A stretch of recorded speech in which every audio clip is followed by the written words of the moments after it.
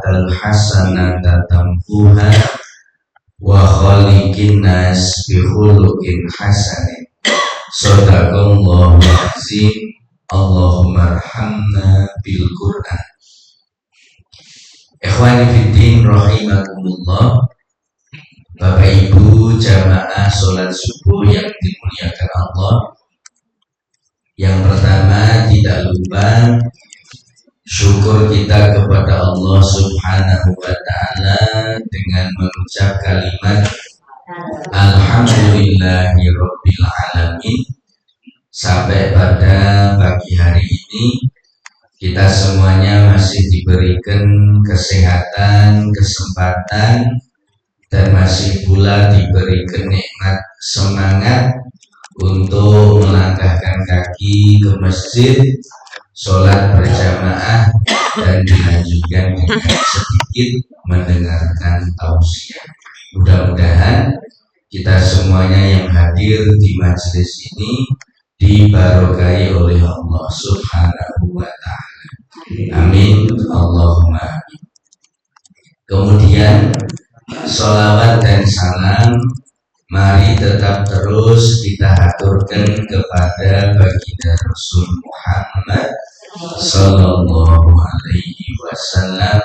Allahumma sholli ala Muhammad wa ala alihi wa sahbihi ajma'in, amma ba'd. Bapak Ibu yang dirahmati Allah, ma'asyiral muslimin rahimakumullah, sudah menjadi fitrahnya kita manusia bahwa sejak kecil Bapak Ibu kalau melakukan sesuatu biasanya kita itu berangkat memulainya dengan cara meniru.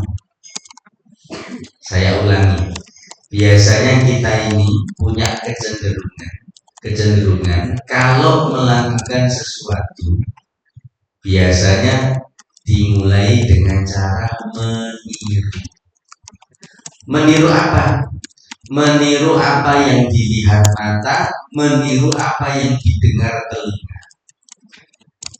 Kalau dalam ilmu parenting atau ilmu psikologi, kegiatan meniru itu sering disebut dengan imitation learning. Wah, apa nih? Bahasa Inggris ini. Imitation learning. Learning itu artinya belajar. Imitation artinya apa? Iya. Imitasi. Panjenengan mbok menawi pernah mendengar ada obrolan begini. Wah, ini barang imitasi dong. Imitasi itu berarti tiruan. Berarti imitation learning itu artinya kemampuan belajar lewat cara meniru. Sekarang ini apa yang enggak tiruan? Semua yang kita kenakan aja sekarang hasil produk tiruan semua. Mobil yang dipakai tiruan, motor tiruan, HP juga tiruan. Bahkan bangunan rumah, bangunan masjid pun banyak yang tiruan. Meskipun tidak plek ketiplek, setidaknya ada proses namanya ATM. Nopo ATM itu? Amati, tiru, modifikasi. Nah, kalau istilah orang wirausaha banyak begitu. ATM, berarti amati, tiru, modifikasi. Nah, okay. Ternyata tidak cuma produk saja yang tiruan, perilaku manusia pun juga banyak yang tiruan. Bukan satu atau anak itu biasanya tidak jauh-jauh dari orang tuanya. Tiruannya siapa? Ya orang tuanya. Makanya ada satu pepatah mengatakan buah jatuh tidak jauh dari begitu ya. Dan saya ternyata mencoba mempelajari, memahami kalimat itu, Pak. Kadang kula memperhatikan yang bubuk nalika anak kula bubuk niku kula tamak, kula maknati angger turu kok mesti kok sikile dadak ubah-ubah ngopo. Oh jebule plek koyo kula iki. Ora sangga rasa dadak nganggo tes DNA niki. Wis kenaki anak kula niki. Karena tiruannya begitu, Pak. Dari perilaku sederhana saja hasil dari tiruan. Nah, kita buktikan lagi, Pak. Bahkan sejak keturunan manusia pertama kali yang pernah ada, yaitu Qabil dan Habil, putranipun Kanjeng Nabi Adam alaihissalam. Nah, ini sedikit bercerita ulang ya tentang Qabil dan Habil. Nanti kita akan ketemu mana bagian imitation learningnya di mana. Qabil Habil itu Bapak Ibu singkat ceritanya ingin menikahi saudari perempuannya yang namanya Iklimah. Kenapa kok kepengin ngerabi Iklimah? Karena Iklimah itu adalah perempuan yang celing. Napa celing itu cantik. Yang istilah sakniki napa Bu? Glowing. Ternyata mohon maaf Bapak Ibu, ya mohon maaf nih. Orang menungso zaman sakniki tok lho. Yang delok bab fisik. Ternyata manusia sejak dulu pun manusiawinya ya begitu itu. Yen lanang mesti golek wedok sing ayu, yen wedok mesti golek lanangan sing sugih Pak kadang begitu Pak jawabannya. Ning lumrahnya begitu, manusiawinya begitu. Ya karena ada ungkapan mengatakan dari mata turun ke hati Pak. Jadi apa yang dilihat itu yang pertama kali begitu. Jadi mohon maaf ya, manusiawinya memang begitu. Nah singkat cerita ada aturan sama Allah, dikasih perintah dua-duanya bikin korban. Qabil profesinya petani, Habil profesinya peternak. Krono boten tulus, boten ikhlas lillahi ta'ala, maka si Qabil mempersembahkan hasil kurban pertanian yang buruk Pak. Barang-barang bosok malah disembahkan kepada Allah. Benten kali sedulure sing jenenge Habil iki krono tulus ikhlas lillahi ta'ala, mila yang disembahkan kepada Allah adalah hasil peternakan yang berkualitas. Hasil ternak yang ginu-ginu. Nopo ginu-ginu niku nopo? Lemu. Wong nyatane to Bapak Ibu. Sapi wedhus sing larang itu lah sapi wedhus sing ginu-ginu kan ya Pak ya. Kalau orang bilang eneng rego eneng rupa.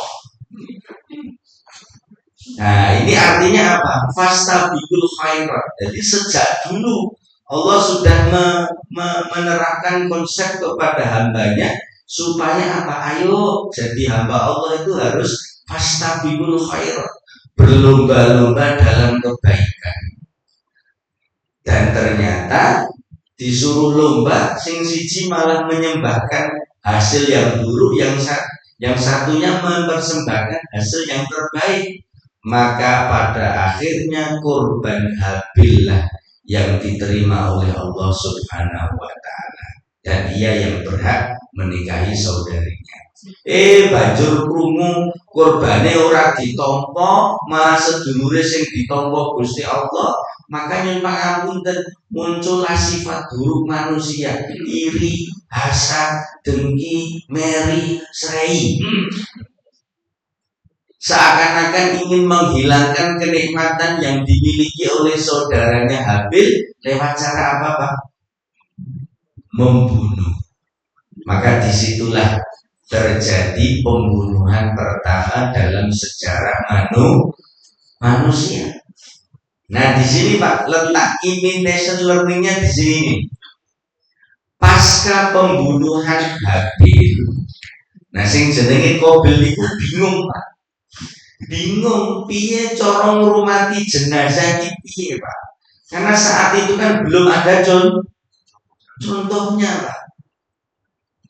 Menawi kula panjenengan insyaallah pun paham yang eneng tanggane sedulure keluargane tilar meninggal. Cara ngrumati jenazah iki piye? Satu dimandikan, dua dikafani, tiga disolatkan, empat dikuburkan, dimakamkan. Kita tahu 4 langkah ngrumati jenazah ini itu pun juga hasil dari meniru Pak. Meniru apa? Meniru ilmu yang diajarkan kepada kita. Itu namanya imitation learning. Nah sing jenenge Qabil arep niru sapa? Urung eneng contoh yang dia ada di situ. Bahkan saya membaca itu Pak, saking bingungnya terhadap saudaranya yang sudah mati itu, jenazahnya itu ngantek di ngeten iki apa ya Pak? Iya Pak, dibopong rono rene ngetan ulon ngalor ngidul Pak. Kudu dipiye jenazah ini. Sampai pada akhirnya Allah kasih satu pengetahuan lewat diturunkan seekor burung gagak. Dan itu peristiwa diabadikan oleh Allah di dalam Al-Quran surat Al-Ma'idah ayat 31. Jenengan pakai seketika masing-masing. Allah berfirman, A'udzubillahi minasyaitonirrajim. Faba'athallahu ghuraban yabhathu fil ardi liyuriyahu kaifa yuwari saw'ata akhi. Qala ya wailata ajastu an akuna mithla hadzal qura fa awariya saw'ata akhi fa asbaha minan nadi. Allah berfirman, maka Allah turunkan seekor burung gagak yang mengais-ngais di tanah supaya memperlihatkan kepada Qabil bagaimana cara menguburkan jenazah saudaranya. Lalu ia berkata, ya wailata, aduh celakalah aku, kenapa aku tidak berpikiran seperti yang dilakukan seekor burung gagak ini supaya aku bisa menguburkan jenazah saudaraku. Fa asbaha minan nadimin, maka termasuklah Qabil golongan orang-orang yang menyesal. Nah Bapak Ibu yang dirahmati Allah, ternyata Pak, selama ini yang digambarkan kepada kita Pak, yen eneng mau mati biasanya metu manuk gagak. Ternyata asal usulnya dari sini Pak. Tapi selama ini saya kalau melayat malah tahu Pak ketemu manuk gagak ini Pak. Enengnya kan film-film tok Pak. Tapi ilustrasi munculnya burung gagak itu ya ternyata awalnya dari sini nih Pak. Jadi ada orang mati, Allah turunkan seekor burung gagak. Nah, saya ingin menggarisbawahi kalimat akhirnya Pak. Allah mengatakan fa asbaha minan nadimin, maka termasuklah Qabil golongan orang yang menyesal. Kenapa termasuk golongan orang menyesal? Dalam tafsir disebutkan Pak, satu, Qabil itu menyesal. Menyesali nopo? Aku ki menungso, mosok kalah karo kewan. Sampai dia mengatakan sendiri qala ya wailata ajastu an akuna mithla hadzal qura. Aduh celakalah aku, kenapa aku tidak berpikir seperti yang dilakukan burung ini. Jadi dia menyesal, mosok wong kok kalah karo kewan. Menyesalnya di situ.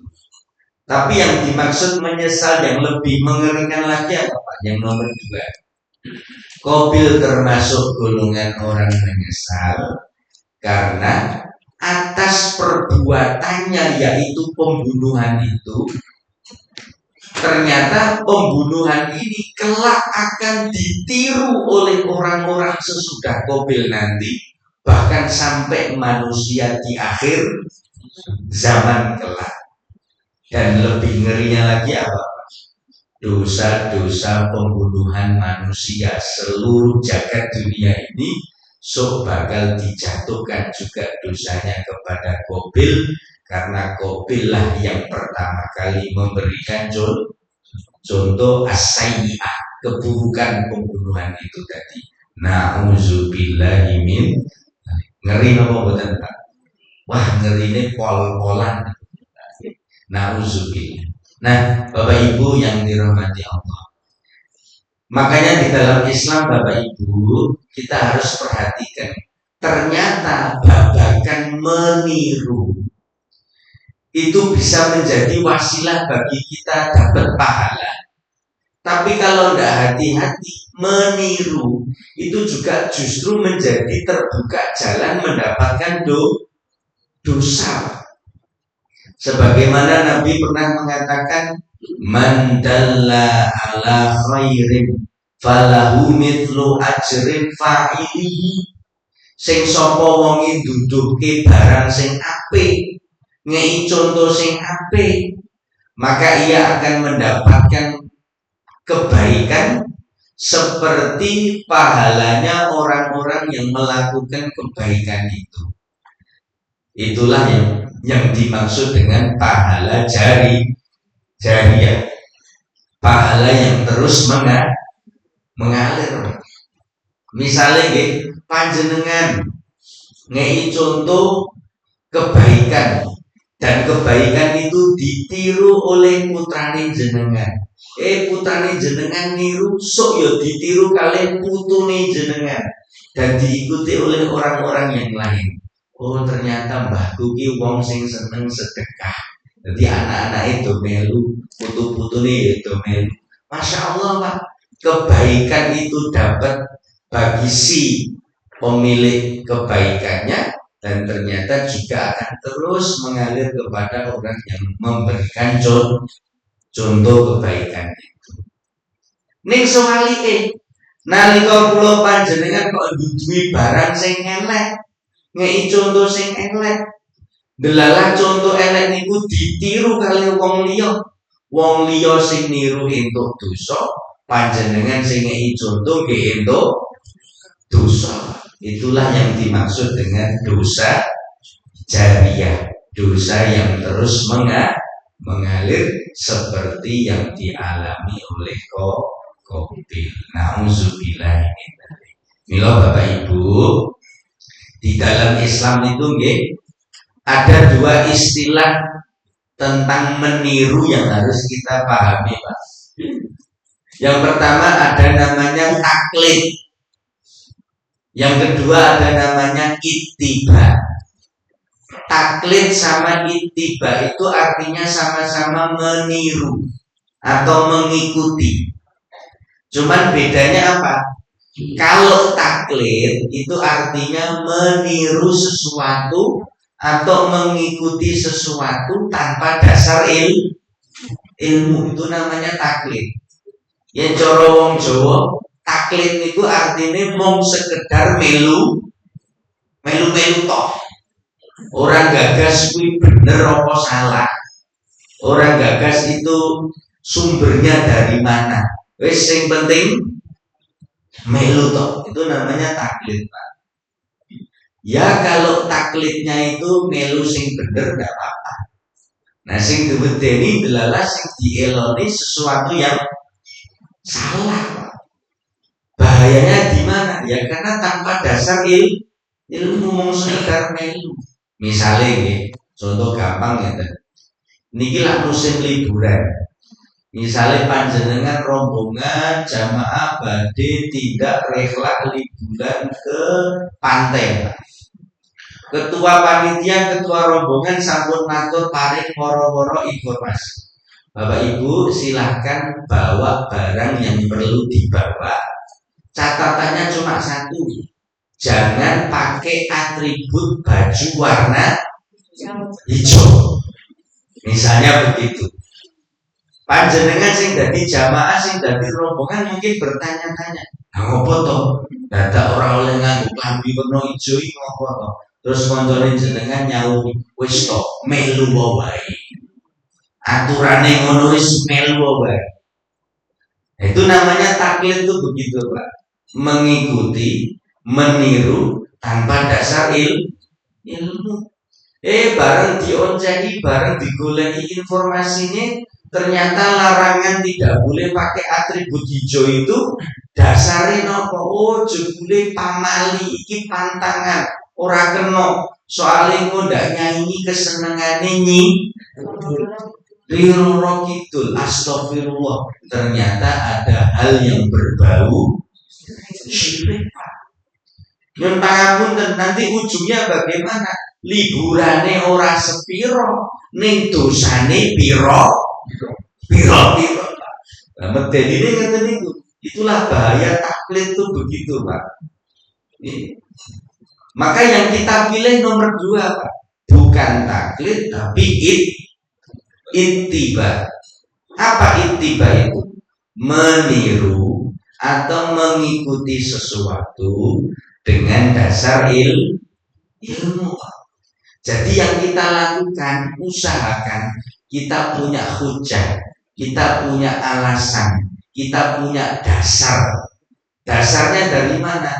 Al-Quran dan As-Sunnah. Itu namanya ittiba. Nah, Bapak Ibu yang dirahmati Allah, misalnya kita sepele mawon, you arep you, aku arep sholat ning masjid Al-Kautsar. Niki Al-Kautsar nih. Nah, ajeng sholat subuhan Al-Kautsar, terus sisa eneng pengajian. Ya wis, aku tak melu ya you. Lah kok tak melu? Ya ora apa-apa to you, kan aku ya kepengin sinau sapa ngerti entuk ilmu. Nah, orang kalau punya hujah itu berarti dia melakukan yang namanya ittiba, mengikuti dengan dasar ilmu. Orang mau sekedar melu toh. Nah, monggo Bapak Ibu. Kemudian karena yang kita pilih adalah ittiba, maka pertanyaan selanjutnya, siapa yang harus kita ittiba dalam kehidupan kita sehari-hari? Maka jawaban yang paling utama adalah mari kita ittiba kepada manusia yang terbaik di muka bumi ini, yaitu baginda Rasul Muhammad Sallallahu Alaihi Wasallam. Apa alasan kita harus ittiba? Kenapa harus ittiba kepada Kanjeng Nabi? Yang pertama, Bapak Ibu, karena Allah Subhanahu wa Ta'ala pun bahkan memuji Nabi dengan sebutan uswatun hasanah. Surat Al-Ahzab 21 ayatnya, ayat 21 mengatakan, laqad kana lakum fi rasulillahi uswatun hasanah. Sungguh telah ada pada diri Rasulullah itu suri teladan yang baik bagimu. Masya Allah, Kanjeng Nabi itu contoh yang mulia saestu. Bahkan perkataan Nabi itu contoh yang baik, perbuatan Nabi contoh yang baik. Bahkan mendele Kanjeng Nabi pun itu juga contoh yang baik. Apa? Mendel itu apa? Diam. Menengi Kanjeng Nabi mawon niku contoh yang baik loh. Ada satu hadis mengatakan, man kana yu'minu billahi wal yaumil akhir falyakul khairan au liyasmut. Sing sapa wonge iman karo Allah lan hari akhir, mila berkatalah yang baik, yen ora iso diamlah. Jadi diamnya Kanjeng Nabi pun itu contoh yang baik Bapak Ibu. Benten to karo kula panjenengan, yen kula panjenengan dadi wong ora iso meneng nggih Pak nggih. Yen pangapunten, yo kowe nggih nimbrung wae. kadang melu komentar baik pangapunten nih. Jadi kadang-kadang perkara niku asline sepele ning gandeng wong akeh sing do melu-melu nih bro sepele tadi. Nah niku mau kan sederhana jadi rumit Pak, complicated. Nah, semakin runyam persoalan karena banyak orang yang mohon maaf ikut berkomentar, ikut campur, padahal di luar dari kapasitasnya. Nah, Bapak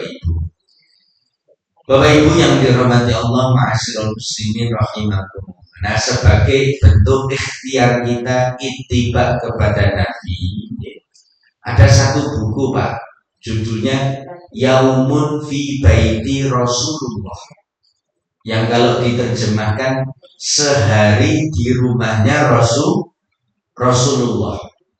Nah, di dalam buku itu disebutkan banyak riwayat-riwayat apa yang dilakukan oleh Kanjeng Nabi di setiap harinya di rumahnya khususnya. Nah, buku ini bagus Pak. Kenapa? Karena bisa dijadikan dasar kita untuk ittiba. Karena nyatanya banyak aktivitas yang kita lakukan itu paling banyak di rumah. Selain di tempat kerja, paling banyak kan di rumah. Nah, setidaknya di rumah kita masing-masing ini gimana supayanya kita bisa ittiba kepada Kanjeng Nabi seperti yang dilakukan oleh Kanjeng Nabi. Misalnya, saya ambil beberapa contoh misalnya yang dilakukan Nabi sepanjang di rumah. Yang pertama misalnya, Nabi sebagai seorang suami, ternyata Nabi adalah suami yang tidak malu-malu membantu urusan istri. Nyun pangapunten benten kali suami-suami zaman no. Zaman no. Orang suami-suami sekarang ini nyun pangapunten banyak yang masih ngendelke egone. Peng rumangsa urusan nyambut gawe ning jaba ki dadi urusan lanang, terus urusan omah dadi urusane wong wedok. Padahal konsep rumah tangga kan nggak begitu itu Pak. Allah memberikan konsep berupa apa? Hunna libasul lakum wa antum libasul lahun. Istri adalah pakaian bagi suami dan suami adalah pakaian bagi istri. Kenapa digambarkan oleh Allah suami istri itu seperti pakaian? Supaya ada konsep yang namanya saling. Nomor saling itu nomor. Yo banyak Pak, termasuk saling membantu. Dan Kanjeng Nabi pun menerapkan konsep saling ini Pak. Dibuktikan dengan apa? Ada satu riwayat Pak, hadis riwayat Bukhari Pak. Ketika ibunda istri Nabi yang bernama Ibunda Sofia, ketika hendak naik ke atas unta, ora geo gitu, nggak nyampe. Ibu-ibu pernah naik unta belum? Ada yang pernah naik unta?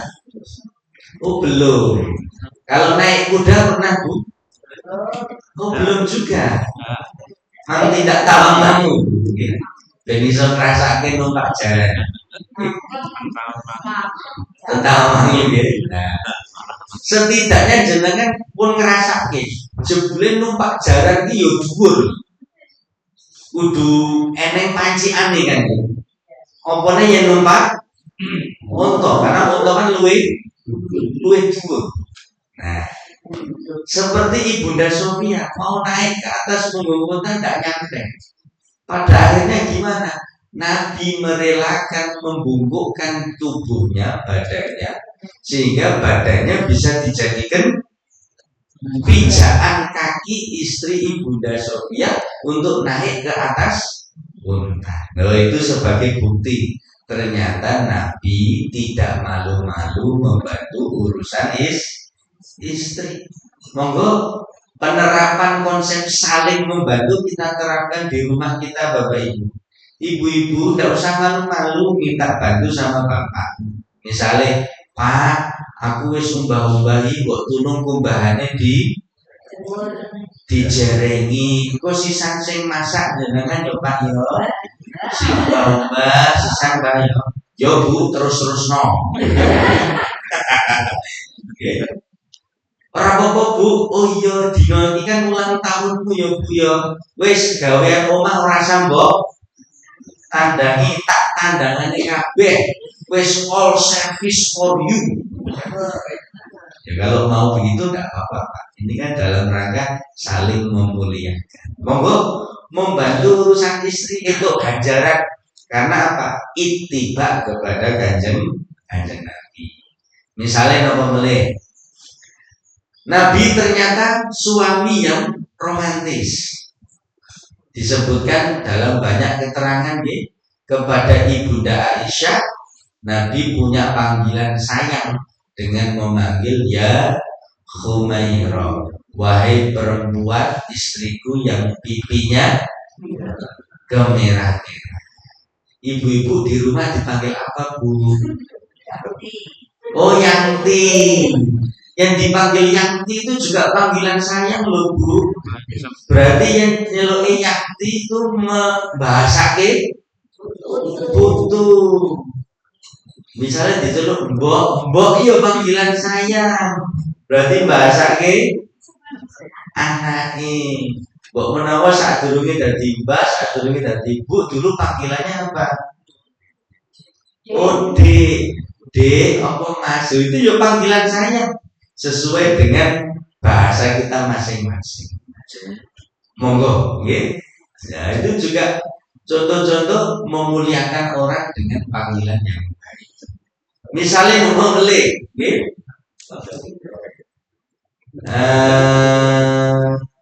Nabi sebagai seorang ayah.